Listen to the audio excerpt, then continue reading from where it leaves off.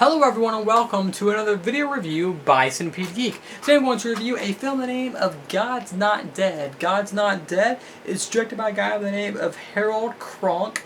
And as I'm sure most of you know, there is a Newsboys song that there's a title of the song that's called God's Not Dead. The song actually originally dates back to the year 2011, but the movie just came out this year, the year of 2014, as of March 21st, I believe. So that's what the title comes from, actually. So like I said, Harold Kronk directed it. It's written by, a few different people, Harold Dennis, Chuck Konzelman, along with, a few other people. It stars actors by the name of, there's Willie Robertson, and him and his wife, they have a small little cameo, but, they're not main people in the film, but they are in the film for just a little bit. But the main stars of the film are David A.R. White, Shane Harper, Kevin Sorbo, Corey Robertson, Marco Kahn, and then Dean Cain. And that's pretty much our main cast.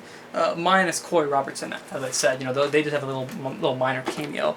So what is God's Not Dead all about? Well, it's pretty much, obviously, sort of a Christian-based movie, so the movie really targets for a Christian-based audience. So pretty much that's what it's about. We have a character of Dean Cain. He plays a college professor, college teacher, whatever you want to call him. We have a character by the name of Shane Harper, I believe. He plays the character of Josh Wheaton.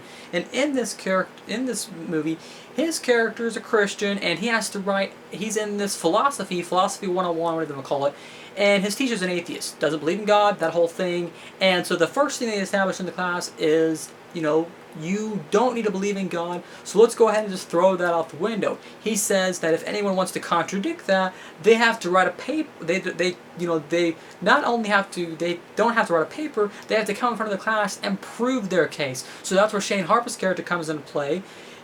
Josh Wheaton has to go up there and say, hey, God exists, here's why, here's facts why, not theories, here's the fact why God's not dead. And that's sort of the main plot of the film, is this sort of interaction between these two characters and trying to prove whether or not God exists or whether he doesn't exist. That's the main gist for the film by the name of God's Not Dead. Overall, I really enjoyed this movie. I think this movie does a great job. It's one of those movies that you could say is really obvious with its message, but I didn't think it was, dumb obvious. There's some Christian movies where I just think they're too much, they're not done the right way. This is one of the ones where I said, okay, this one gets its message across. It does a great job at provoking that message, but not only saying, hey, here's the moral of the film, here's what we're trying to teach you, but it does a good job at entertaining you also. Not only does it do those things, but it also sort of educates you also, and it teaches you some things. It sort of, has a great concept or a great backdrop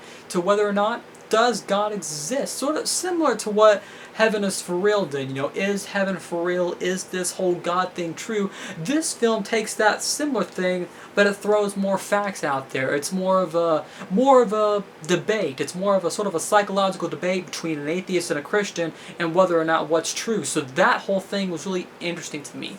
I really thought that the kid, Shane Harper who plays the kid, I really thought he did a great job playing his character.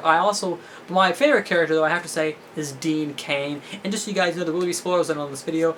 Dean Cain, though, did a great job playing this guy. Later on you find out, that he hates God because of previous events that happened in his life. There's some great drama, that scenes that happen, between, the Reverend character and the other. They keep trying to go on this big trip, but they can't because the car's broken down. But there's one small little minor complaint, and it's not really a huge complaint, it's a minor complaint that I have, and that's that Dean Cain character dies. And they do it to provoke a huge message, throughout the film, and I thought that was really unnecessary.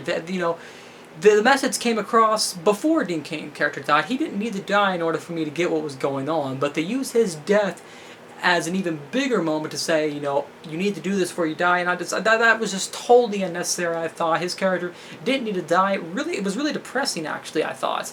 And I understand why it was done, I understand why it was done in the plot, but I didn't think it was necessary. I still thought the movie was really cool, but I'm not really for sure if it's a complaint. I guess it's sort of just an analysis or a thought.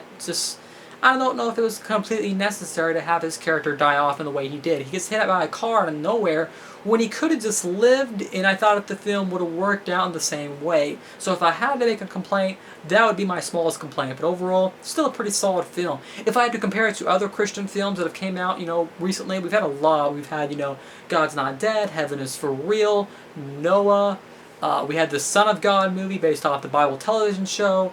Other movies that have came out, a long time ago, Passion of the Christ, The Temptation, I believe, I forget, Martin Scorsese, the Last Temptation of Christ, that one, that's what it was called.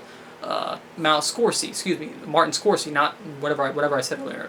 Anyways, we've had several Christian films. How do I compare this one to other ones? Well, obviously, I have to say my most favorite sort of, I guess you could say, Christian-based film is probably The Last Temptation of Christ that Martin Scorsese did, back in the 90s. I've always loved that one. But I have to say, I still think I like Heaven is for Real more than God's Not Dead. I think Heaven is for Real gets its message across a little better, and I think it had better actors in it, and people I was more, accustomed to. I thought it was more...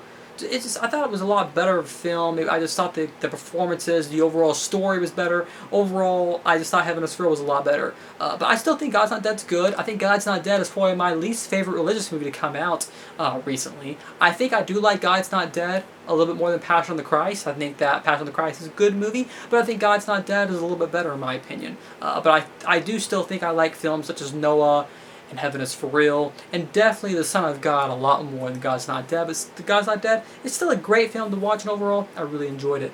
That's my review of the film by the name of God's Not Dead. Make sure to like, comment, subscribe to my page below, and I'll see you guys later with more videos.